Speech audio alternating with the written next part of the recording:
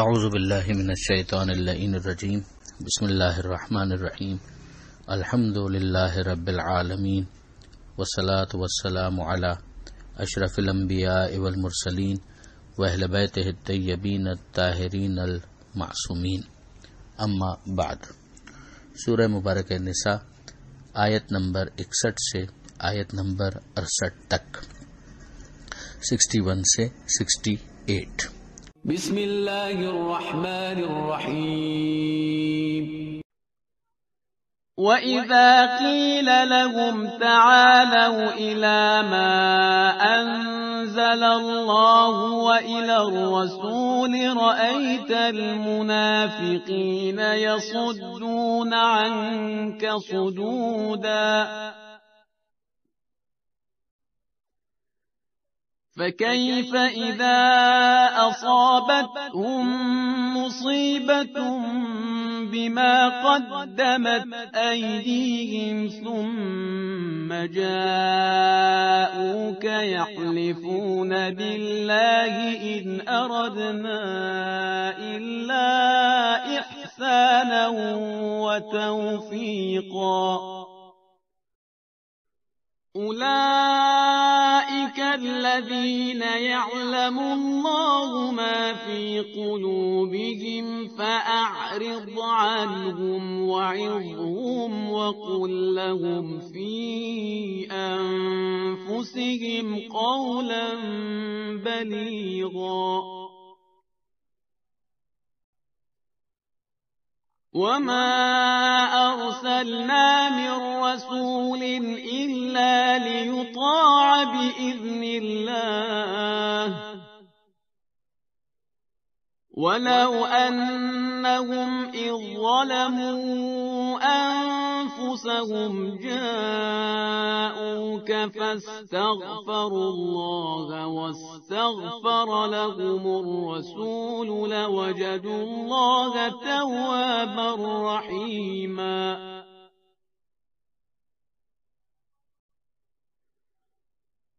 فَلَا وَرَبِّكَ لَا يُؤْمِنُونَ حَتَّى يُحَكِّمُوكَ فِيمَا شَجَرَ بَيْنَهُمْ ثُمَّ لَا يَجِدُوا فِي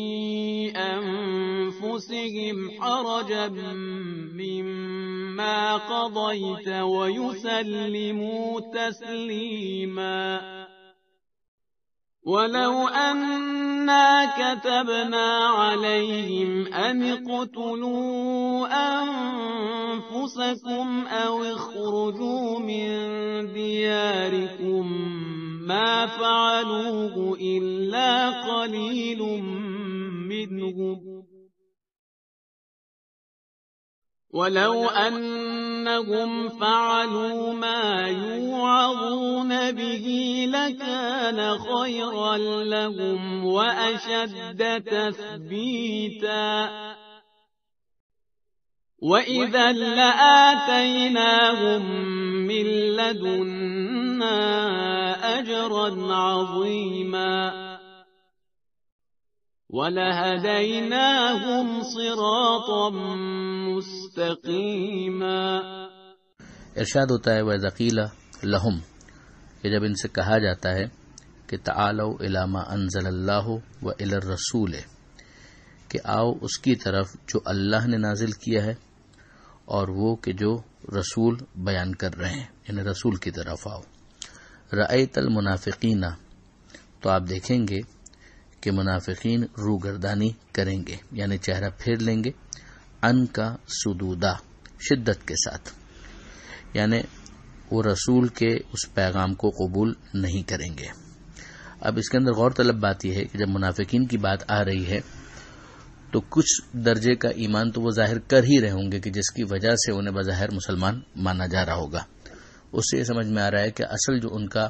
اعتراض ہوگا وہ رسول کی سنت کے اور رسول کی حدیث کے حوالے سے ہوگا۔ یہ اس اعتبار سے بہت اہم آیت بن جاتی ہے کہ پروردگار عالم نے واضح طور پر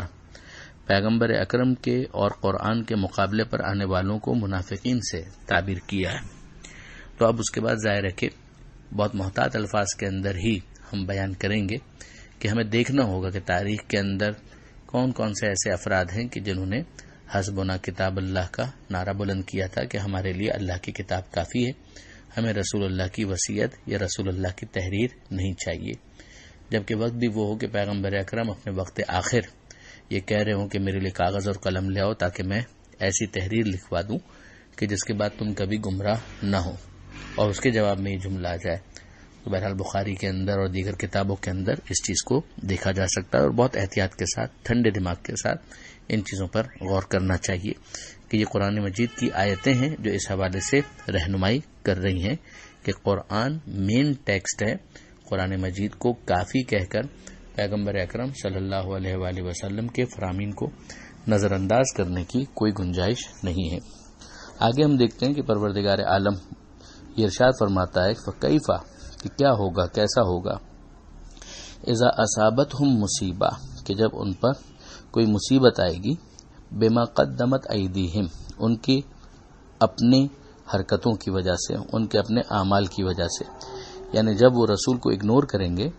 رسول کے مقابلے پر کسی طاغوت کے سامنے اپنے کیس کو لے کر جائیں گے، جو پچھلی آیتوں میں پچھلے صفحے پر ہم دیکھ چکے ہیں،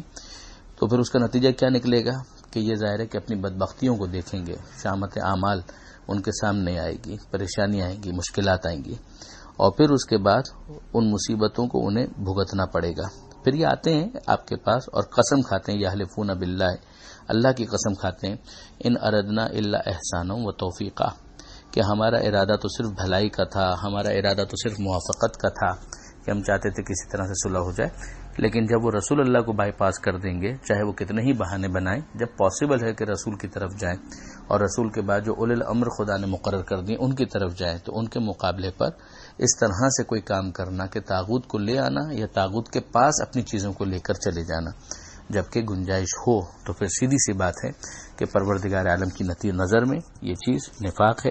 اور اس کے نتیجے میں پریشانیاں اور مشکلات آئیں گی، چاہے وہ کتنے ہی عذر کیوں نہ پیش کریں۔ اولئک الذین یعلم اللہ ما فی قلوبہم، یہ وہ لوگ ہیں کہ جن کے بارے میں اللہ جانتا ہے کہ ان کے دلوں میں کیا ہے۔ ظاہر ہے اللہ تو سبھی کے بارے میں جانتا ہے، مگر منافقین کا معاملہ یہ ہے کہ وہ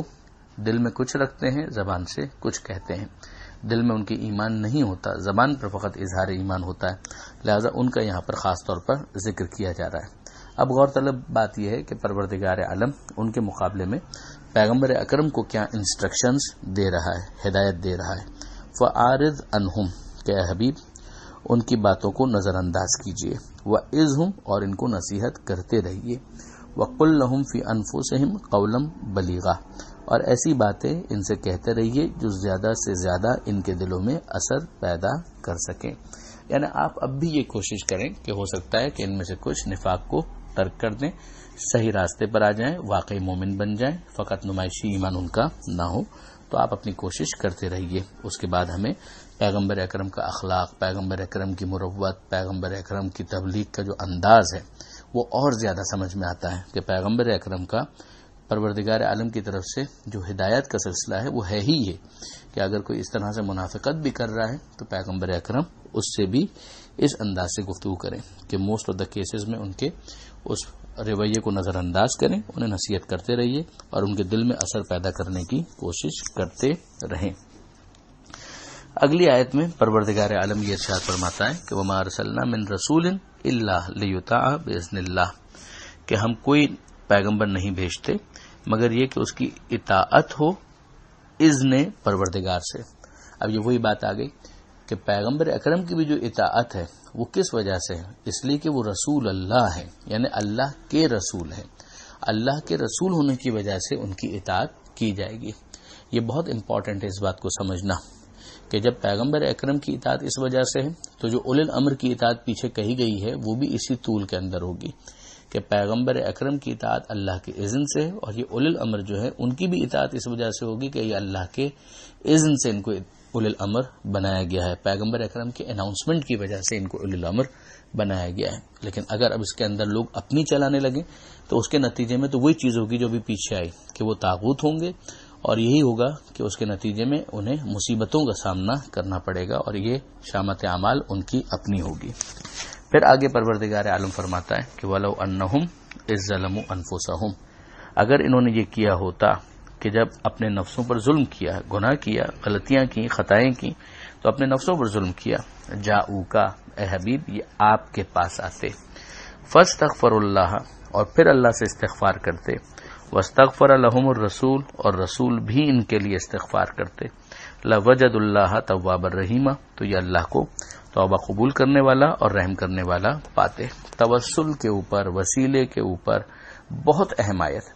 کہ ایک تو پیغمبر اکرم نے دین پہنچایا، مگر کیا اس کے علاوہ پیغمبر اکرم وسیلہ نہیں ہے؟ انسان خدا سے مغفرت طلب کرنا چاہتا ہے تو انسان گنہگار ہے، معاف کرنے والا خدا ہے، توبہ کرنے والا خدا ہے، توبہ قبول کرنے والا خدا ہے، رحم کرنے والا خدا ہے، مگر پروردگار عالم واضح طور پر یہاں پر ارشاد فرماتا ہے کہ جب انہوں نے اپنے نفسوں پر ظلم کیا تو اے حبیب یہ آپ کے پاس آئیں۔ تو یہ پیغمبر اکرم کے پاس کیوں آئیں؟ اگر پیغمبر اکرم وسیلہ نہیں ہے، پیغمبر اکرم کے پاس آئیں، پھر اللہ سے استغفار کریں اور اللہ کا رسول بھی ان کے لیے استغفار کرے، تو پھر یہ اللہ کو توبہ قبول کرنے والا اور رحم کرنے والا پائیں گے۔ بہت واضح اور سیلف ایکسپلینیٹری آیت ہے، ہمیں کوئی اس کے اندر وضاحت کرنے کی ضرورت نہیں۔ جو وسیلے کے منکرین ہیں ان کو دعوت فکر ہے، غور کی دعوت ہے کہ وہ غور کریں کہ اس آیت کا کیا مطلب ہے۔ جو روضہ رسول کے اوپر جا کر پیغمبر اکرم سے اس بات کی گزارش کرتے ہیں تو وہی بات مقصد یہی ہوتا ہے کہ اللہ کے رسول جس طرح سے خدا نے حکم دیا، ہم آپ کے پاس آئے ہیں، ہم گنہگار ہیں، ہمارے لیے خدا کی بارگاہ میں استغفار کیجیے، اور ہم تو خدا کی بارگاہ میں استغفار کر ہی رہے ہیں۔ یہ وہ چیز ہے کہ جس کو توسل کہتے ہیں اور وسیلہ کہتے ہیں۔ اگلی آیت میں پروردگار عالم یہ ارشاد فرماتا ہے کہ ہو نہیں سکتا آپ کے رب کی قسم یہ کبھی بھی مومن نہیں بن سکتے، حتی یحکموک فیما شجر بینہم جب تک آپ کو آربیٹریٹر، آپ کو حکم، آپ کو فیصلہ کرنے والا نہ بنا لیں آپس کے جھگڑوں میں، ثم لا یجدوا فی انفسہم حرجا مما قضیت اور پھر جو آپ کا فیصلہ ہو اس کے خلاف وہ اپنے دل میں تنگی محسوس نہ کریں، یعنی دل بھی ان کا مطمئن ہو مما قضیت آپ کے فیصلے پر، ویسلموا تسلیما اور پوری طرح تسلیم خم کر لیں، سرنڈر کریں، سبمٹ کریں آپ کے فیصلے کے آگے۔ اب آپ غور کیجیے کہ ہر جھگڑے کے اندر یہی ہے کہ پیغمبر اکرم کو حکم بنایا جائے۔ تو اب اگر خدا نہ کرے کسی وجہ سے اگر مسلمانوں میں کسی بڑے مسئلے پر اختلاف ہو جاتا ہے، مثلا امامت اور خلافت ہی کے ایشو کو لے لیں، مجھے نمبر جیسے کہ بحث پیچھے گئی تھی، تو ایک مرتبہ پھر قرآن مجید ہماری رہنمائی کر رہا ہے کہ پیغمبر اکرم سے پوچھو کہ پیغمبر اکرم کیا اس بارے میں فیصلہ کرتے ہیں۔ اگر پیغمبر اکرم نے کسی کو ہاتھوں پر بلند کر کے مولانا بنایا ہو تو ٹھیک ہے، اگر پیغمبر اکرم نے کسی کو یہ نہ کہا ہو کہ یہ میرے بعد خلیفہ ہے، میرے بعد وصی ہے، میرا وزیر ہے تو ٹھیک ہے، اور اگر پیغمبر اکرم نے نہ کہا ہو کہ میرے بعد 12 خلفاء ہوں گے تو ٹھیک ہے۔ لیکن اگر پیغمبر اکرم یہ کہہ چکے ہیں، جیسے کہ صحیح بخاری کے اندر ہے کہ میرے بعد 12 خلفاء ہوں گے، جیسے کہ پیغمبر اکرم غدیر کے اندر کہہ چکے ہیں کہ جس کا میں مولا اس کا علی مولا، جیسا کہ پیغمبر اکرم یہ کہہ چکے ہیں دعوت ذوالعشیرہ کے موقع پر کہ علی میرے بعد میرا خلیفہ بھی ہوگا، وصی بھی ہوگا، وزیر بھی ہوگا، تو پھر یہ کیس ہے ایک، اس کے اندر ہم ظاہر کسی کو مجبور تو نہیں کر سکتے، مگر یہ بہرحال پیغمبر اکرم کے فرامین کو دیکھنا چاہیے کہ اس کے بعد پھر ہماری ذمہ داری کیا ہے۔ آگے ہم دیکھتے ہیں کہ ارشاد ہوتا ہے کہ وَلَوْ أَنَّ كَتَبْنَا عَلَيْهِمْ اگر ہم ان کے اوپر واجب کر دیتے أَنِ اقْتُلُوا أَنفُسَكُمْ کہ اپنے آپ کو قتل کرو، جیسے کہ بنی اسرائیل کے کیس کے اندر آیا تھا کہ انہوں نے جب گناہ کیا، گوسالے کی پرستش کی، تو ان کو یہ حکم دیا گیا اور أَوْ اخْرُجُوا مِن دِيَارِكُمْ یا اپنے گھروں سے نکلو، مَا فَعَلُوهُ إِلَّا قَلِيلٌ مِّنْهُمْ تو یہ نہ کرتے مگر ان میں سے ایک چھوٹا سا گروہ، قلیل اقلیت ہوتی کہ جو یہ کام کرتے۔ اب آپ اسی کو نوٹ کریں کہ یہاں پر بھی پروردگار عالم نے تمام افراد کا ذمہ نہیں لیا جو پیغمبر اکرم کی بزم میں موجود ہیں صلی اللہ علیہ وآلہ وسلم، بلکہ پروردگار عالم نے ایک چھوٹی جماعت کے بارے میں کہا کہ ہاں یہ ہیں کہ جو اس پر عمل کریں گے، ورنہ زیادہ تر عمل نہیں کریں گے۔ تو کیا اس کے بعد پھر ہر ایک کو ایک عنوان مقدس دے کر کیا یہ سمجھا جا سکتا ہے کہ یہ سب کے سب عادل ہو گئے اور یہ سب کے سب بالکل فرما بردار ہو گئے؟ یہ صرف غور کرنے کے لیے ہے کہ یہ آیت قرآنی ہے، اس کی روشنی میں ہم اپنے عقائد اور اپنے نظریات کو ذرا دیکھ لیں۔ وَلَوْ أَنَّهُمْ فَعَلُوا مَا يُؤَذُونَ بِهِ لَكَانَ خَيْرًا لَهُمْ وَأَشَدَّ تَثْبِيتًا اور اگر یہ عمل کرتے اس پر کہ جو ان کو نصیحت کی جا رہی ہے تو یہ ان کے لیے بہتر بھی ہوتا اور ثابت قدمی کا بھی باعث ہوتا، یہ ان کے لیے ورزش کی طرح سے ہوتا، یہ اپنی روح میں ایک استقامت پیدا کر پاتے۔ وَإِذًا لَآتَيْنَاهُم مِّن لَّدُنَّا أَجْرًا عَظِيمًا اور ہمارے پاس سے ہم ان کو عطا کرتے اجر عظیم۔ وَلَهَدَيْنَاهُمْ صِرَاطًا مُسْتَقِيمًا اور ہم ان کو صراط مستقیم کی ہدایت کر دیتے، یعنی اب جبکہ یہ ایسا نہیں کر رہے تو پھر یہ صراط مستقیم پر ہونا بھی گارنٹیڈ نہیں ہے۔ یہ آیت نمبر 68 تک بات پہنچی. پروردگار عالم سے دعا ہے کہ وہ قرآن مجید سمجھنے اور اس پر عمل کرنے کی توفیق عطا فرمائے اور وارث قرآن امام زمانہ کے ظہور میں تعجیل فرمائے. وآخر دعوانا ان الحمدللہ رب العالمین. والسلام علیکم ورحمۃ اللہ وبرکاتہ.